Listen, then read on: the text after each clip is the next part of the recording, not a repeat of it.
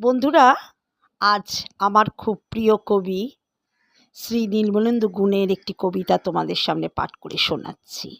কবিতার নাম চিরকালের বাসি শোলো।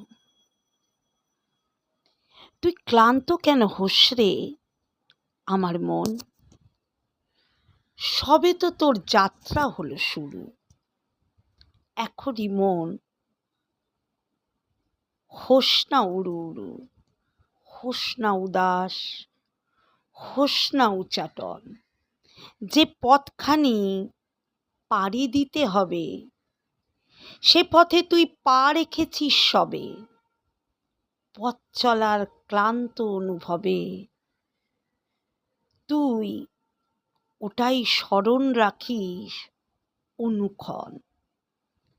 সঙ্গে চলার প্রতিশ্রুতি দলে পথের সাথী যায় যদি যাক চলে। হতাশাতে ডুববি না তাই বলে, তুই পথে পথেই পাবি আপনজন।